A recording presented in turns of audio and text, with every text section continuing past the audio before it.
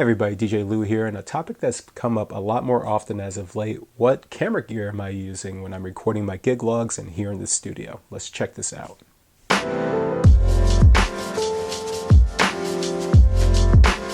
Now there's quite a bit to cover when shooting for a gig log and also studio. So let me just jump into studio first. It's definitely a little bit of an easier topic to talk about, and then we'll really dive into the gig logs because those have a lot more constraints to be concerned about. Now for the studio camera, I chose the Canon 70D. I chose it a while ago, and the 80D was out at that point, and now the 90D is out as well.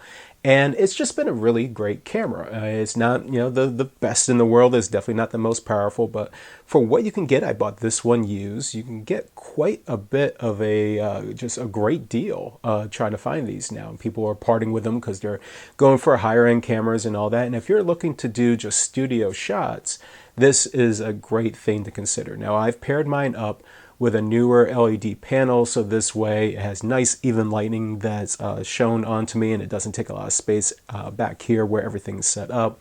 I also have an umbrella light back here that casts light over on my LPs and all that. So that way, when I didn't have it, it just had a little bit more of a darker tone to it, and it just seemed too drastic. So it kind of nicely evens out things for that. I've paired it up with a 28mm f1.8 lens, so it's super sharp. It's a prime lens, and if you don't know the difference between primes and zooms, basically you just can't continuously zoom out and get a closer shot. It is stationary at this focal length. Now, at 28mm on a full frame lens, you would get 28mm. Now this is an APS type C sensor, so it's a smaller one. So you have cropping, and this brings it around, I think it's like 44mm. And for me, this is like the perfect size framing. I didn't want to catch a lot of things on the left and the right, because frankly, there's nothing to look at here. This is where I wanted it set. And I didn't want to have a zoom lens either to worry about, constantly refocusing and all of that. I wanted to just have everything nicely framed. So I've set this all on my desk. I have a Manfrotto small desk tripod that everything's set on. It's actually hooked directly to power as well, so I don't have to worry about battery life or anything on that. And basically it's just set up so I can take the lens cap off, put the memory card in, and record. I have this actually relatively inexpensive lapel mic. I think I picked up 30, 40 bucks or something like that. But I just wanted something that sounded pretty decent and had a long enough cord essentially to judge my distance properly between the camera and all that. And it's actually just been a really, really good setup. Now, I could definitely go higher end on this. I could go 4K hardcore on it, but a lot of extra editing time, a lot of extra space, and while storage has definitely come down in price, just shooting a studio session like this can be 150, 200 megs of video that's being captured. And so that's just a lot to be concerned about. And one other good thing about having my studio camera in here and having this lapel mic just directly attaches to the camera, so the audio is already joined properly and synced properly in video. So I don't have to worry about it in post. So my whole mission of this is basically sit down, hit record, start shooting, get it over to Final Cut Pro, do my edits really quick, and basically churn out the video. The least amount of friction necessary to be able to get these types of studio shots in here. Now, when I get a little bit more complicated, when I start doing kind of like the product videos and all that, then I have to use another camera to do that because I don't want to have to move this camera around. And then also, I do have this Logitech camera up here on top of my monitor. It's a nice little great camera that really has a good clean shot for what I want. And basically for these shots, I'm doing a desktop type scenario where my image is really cropped down over here on the corner somewhere. And I didn't need a ton of quality or anything like that, but I just wanted something nice, solid, easy to use, and that has been a great little camera for that. Now, when it comes to shooting the gig log, the ball game just changes. Now, I don't know how many people have truly tried shooting a video at an event, and a lot of times you're just wrought with so many issues. First, the biggest one for me at least, low light issues. Now, some people bring dance lighting all the time or uplighting all the time, and it definitely helps, bring that lighting up and you get a cleaner shot. And in situations like that, you may be able to get away with something like, an iPhone, an Android phone, something that you always have on you that you can quickly get the shot. Now for me, I try to add quite a bit of my dance segment into my gig log, so I want something more stationary, and I want something basically just hit record, let it run as long as I can, wait for the battery basically to go out or the timing to end, swap things out, swap the card out, swap the battery out, and continue to record as much as I can through the night.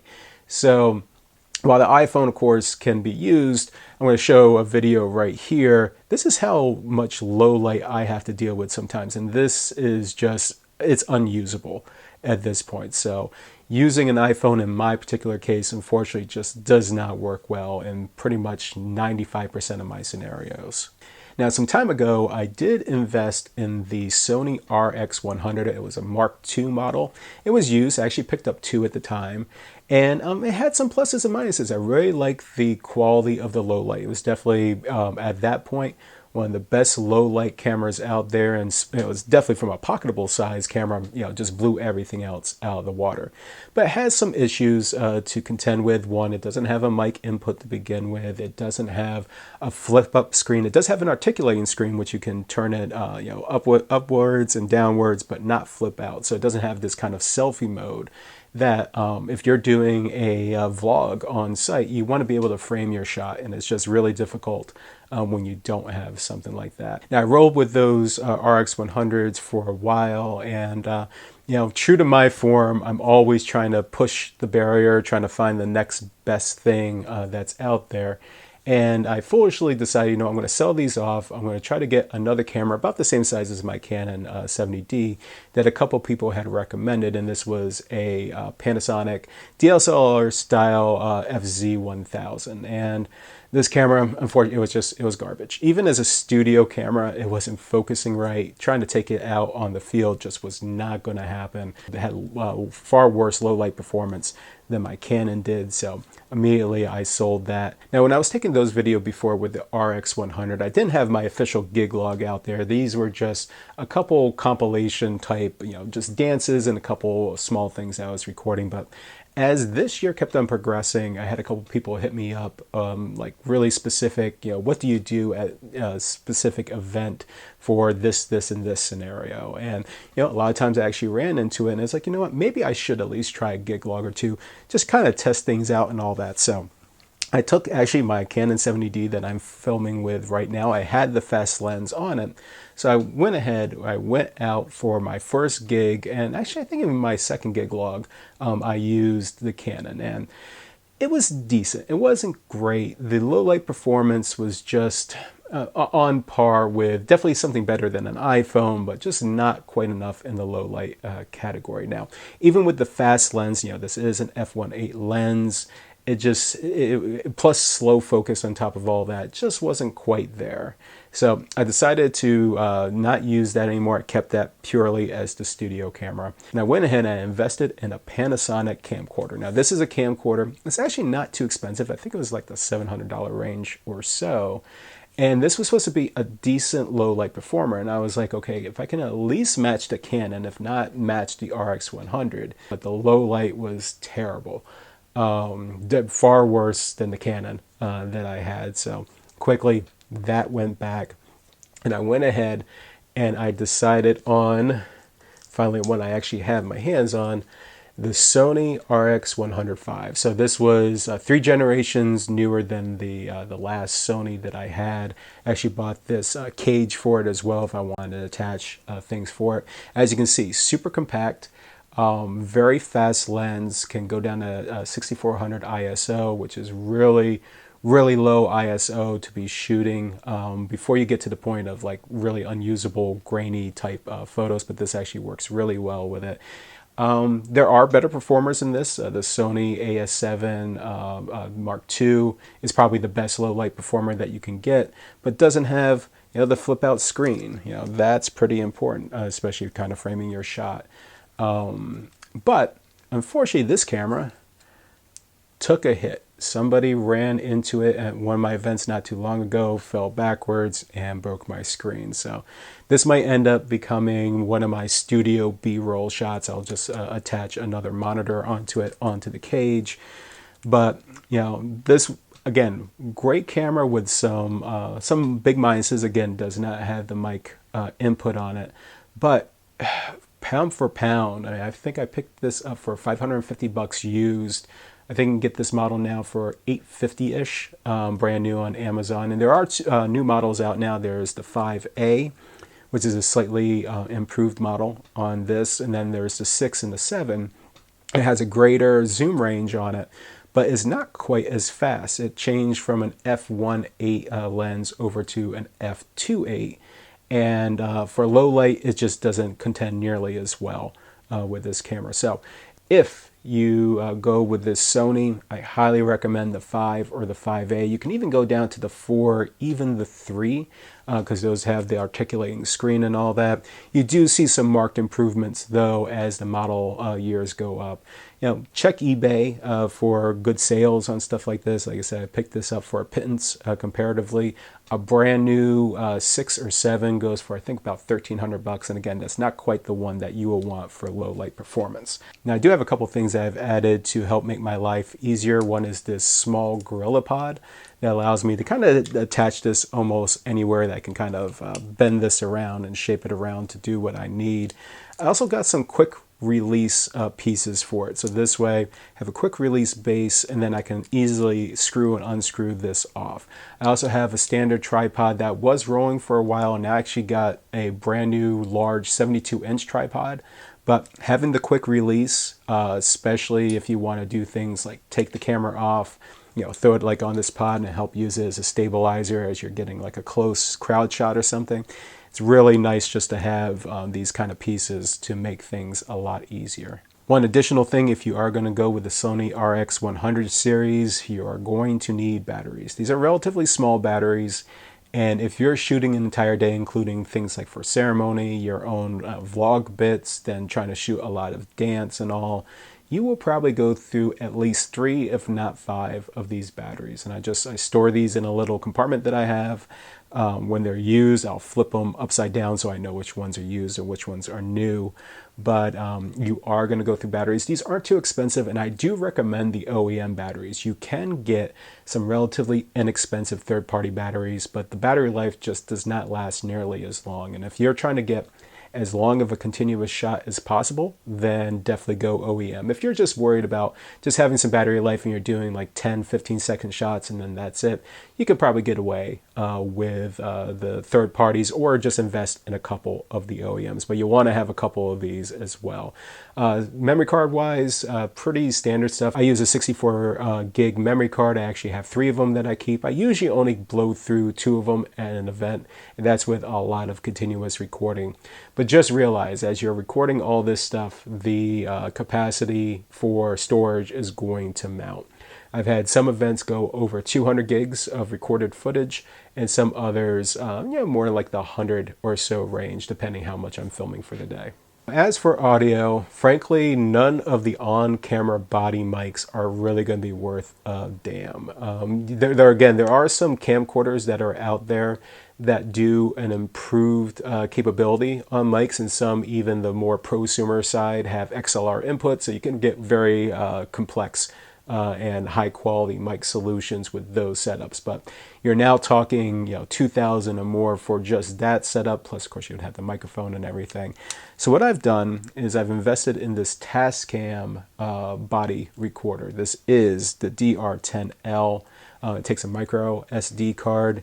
And with a single AAA battery, I can record an entire day out of it. It has a Sennheiser type thread on it, so you can use Sennheiser mics if you wish on it. But to be honest, the quality of this mic is very, very similar as the Sennheiser ME2 mic that comes with your standard G3, G4 100 series mic. So I really could not tell much of an audio difference between this mic and that. So it may actually be the same exact mic. They look awfully, awfully similar. But if you do have a higher quality mic, you can, of course, attach this as well. But I'll just clip it on my tie or off to the side. I'll hit record and let it record for the day. And you'll be surprised at just some of the extra bits that you might want to capture for the night. This also represents for me a backup of a backup of, if videographers at a wedding and for some reason all of our recording devices have failed, I have something at least that might be usable out of it. This will actually record also two audio files, one at a standard -6 dB gain. I think the other is at -12. So this way, if it's really over impeded for the audio that it's capturing, let's say you walk in front of a speaker or something, that second audio file might be much more usable in scenarios like that. Now, as I cut into this video, you might notice I don't have my truss behind me, but I actually try to set everything up as particular as possible because I have an addendum to this, and this is the Sony a6400 camera. I did rent this for my last gig log number 20. And I really wanted to start testing the extremes of the more expensive bodies and all. This combined with a Sigma, this is a 16mm f1.4 lens, so super fast glass. The body goes very low ISO. And this is supposed to be one of the best, especially in this particular price category. Now, for this gig log, I had dance lighting. So I basically kind of cheated the whole lighting situation to begin with. But overall, I dipped the ISO at only 250. So I had plenty of headroom to work with. And focus stayed very sharp. Even with me, when my laptop was in the way, my head would be in the way. And only lost focus a few times as it kind of brought me into frame for a second, and then it would focus back out on the crowd. So I was very damn happy with this camera. Now, this is definitely a bit bulkier than what you would get from anything from the RX 105. I would put this on par with something more of like the Canon 70D, a little bit less on the body, but of course having this heavier lens definitely adds to the weight. But it actually feels pretty good in the hand. Now, I'm not usually doing much in the hand with it. I either have it on the tripod or the GorillaPod. And basically for this gig log, I just mounted it on the tripod. And part of the reason is probably the one big negative of this camera. It does not have in-body stabilization, or IBIS, as people call it in the industry. So if you start walking around with it, whether you're doing selfies or whether you're walk around with a crowd shot, this does not have it. And unfortunately, this lens does not have stabilization. Now, you can get stabilized lenses. They're OSS style lenses. They're, I think, typically just from Sony. I don't know if Sigma and others have them on the lens. They're not as good as in-body stabilization. And as of right now, I couldn't find an f1.4 lens that had OSS. I think the lowest I found was f1.8, but I wanted to see how low this would go. And with, honestly, as low as the ISO goes on this, and it's fairly usable, in that 3200, 6400 range, it may be worth it. Shoots 4K, actually technically shoots 6K, and it downsamples to 4K. So you have even more information basically being packed into that image to make it, basically the best as possible. So this has been a great camera to temporarily use. I did just rent this. So it kind of gets me to this, this junction point of what am I going to do for 2020? So I think for this year, I've actually ran the gamut of the cameras that would be, at least something to try out and see how it would work in my case. The Lumix line, it was very good, but I definitely had problems with things without like the selfie screen to begin with on the GX85. The LX10 was okay, but had its own issues. I definitely found myself more at home with the Sonys, and for my recommendations, this is going to be a Sony lineup. And part of the reason is it's super fast on focus, really great low light. And just an overall a good package that you can get. So I'm going to categorize this really in kind of a couple different waves, some lowest to highest costs, and I think that if you got any of these setups, this would be the route to take. So first, in the sub $1,000 category, I have to go with the RX 105.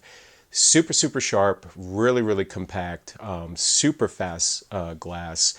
And yes, the Lumix LX10 does beat it when it comes to low light, but then things like focus, the Sony just has it beat. I think the colors were more natural in the Sony as well. And again, in the end, if the shot isn't usable, what good is it going to be if you're filming something like a gig log or trying to shoot a promotional video? So I think overall that RX 105 is still best in class for that price point. Now, if you're looking for something in the sub $2,000 range, I think the Sony a6400 or the a6500 would be your best choice. Now, The A6500, which I really haven't mentioned yet, it's very, very similar to the A6400, although the 6400 does have the newer processor, better colors to begin with, and it does have a flip screen. So you're doing a trade-off of in-body stabilization with the A6500 versus a lot of new features with the A6400. Personally, for me, I think I'd rather mount the A6400 on a tripod and get all that additional quality that's coming out of it, so that's what I would recommend. And then for lenses, the Sigma 16mm was just really, really damn good. Or you can go for a 1.8 optic stabilized lens from something like the Sony line. You'll lose a little bit of the fast side. The Sigma is an f1.4, but the body is more well to be able to compensate for the low ISO. So that's the route I would go in that sub 2000 mark. Now, as the money's kind of creeping up, I think the next line that I would go with would be the Sony a7S II. Now, there could be an a7S III by the time this video gets out there. It's been rumored to be coming out soon. The a7 III is already out. But the S line is definitely more for the filmmakers, more for low light. It has a smaller total megapixel output, but then it has more on the processing side to do things like really, really low light capture. So pairing that up with a really fast lens would probably be your best bet. Even that Sigma lens that I had on the A6400 would be a great pairing with the A7S II. And that's the route I would go if I'm spending that kind of money. Now, if you're spending even more money than that, you're in filmmaker quality territory. You're most likely going to be a pro videographer, something like a C200, something like a Red, something like a Blackmagic, where you're starting to add all these pieces to it to really kind of, assemble your dream, basically, camera. Super fast lenses, declicked f-stops. I mean, this is where, true cinematic quality comes into play. I don't think there's a single DJ vlogger out there that would ever need to spend that kind of money. Even the Sony a7S II is kind of breaking the bank for the trade-off in quality. I would definitely be more in the A6400 line or even the Sony RX105 line. Those, I think, are the two best cameras to go with. And be honest, I think I'd rather the 6400 and the RX105 together to have two cameras than to spend the extra money on something like the A7S II body. Well, there's a video, and I really hope you liked this. And if so, click that thumbs up, hit the subscribe button, please. That definitely helps out the channel. And head over to my Patreon page to subscribe. As always, if you liked videos like this, check out all my other 4DJs Only from the playlist and everything else that's on this channel.